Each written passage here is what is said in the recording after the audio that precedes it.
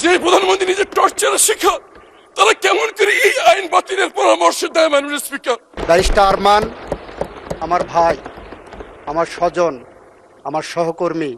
আমি সূরা ইয়াসিন পড়া শুরু করলাম যাদের মৃত্যুটা সহজ হয়, কিন্তু পরে জানতে পারলাম কিছু বাচ্চা ছেলে মেয়ে জীবন দিয়ে, চোখ হারিয়ে, পা হারিয়ে ফ্যাসিবাদ কি বিতাড়িত করে আমাদেরকে আবার দুনিয়ার আলো দেখার সুযোগ করে দিয়েছে।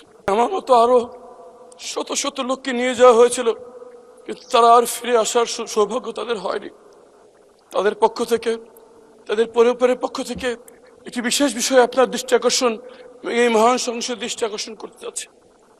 আমরা যারা গুমের শিকার, সে অন্ধকার ঘরে আমরা মৃত্যুর প্রহর গুনছিলাম।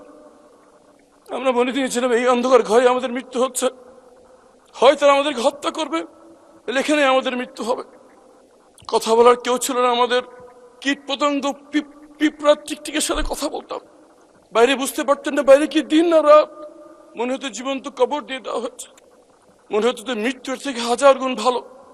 মনে করতাম যে আজকে রাতে হয়তো হত্যা করা হবে। এভাবে মৃত্যুর প্রহর যখন গুনছিলাম, একদিন রাতে ট্রেনে হিসছে যখন আমাকে সেখান থেকে বের করছে, আমি ধরে নিয়েছি এখন আমাকে হত্যা করা হচ্ছে। আমি সূরা ইয়াসিন পড়া শুরু করলাম যাদের মৃত্যুটা সহজ হয়, কিন্তু পরে জানতে পারলাম কিছু বাচ্চা ছেলে মেয়ে জীবন দিয়ে, চোখ হারিয়ে, পা হারিয়ে ফ্যাসিবাদ কি বিতাড়িত করে আমাদেরকে আবার দুনিয়ার আলো দেখার সুযোগ করে দিয়েছে। মাননীয় স্পিকার, এই সংসদকে যদি বলতে হয় তাহলে বলতে হবে মজলুমদের মিলন মেলা।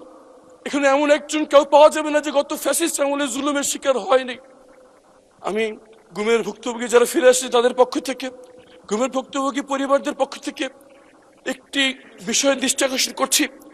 আমরা স্তম্ভিত হয়ে লক্ষ্য করছি আমাদের সাথে যা করা হয়েছে, এই জুলুম যেন এই বাংলার মাটিতে আর কোনোদিন না হয় সেই নিশ্চিত করার জন্য যে দুটি আইন করা হয়েছিল, গুম প্রতিকার এবং প্রতিরোধ আইন এবং মানবাধিকার কমিশন আইন, বিশেষ কমিটি এই আইনগুলো বাতিলের সুপারিশ করেছে। মাননীয় স্পিকার, কেমন করে যে নিজের গুমের শিকার ভুক্তভোগী,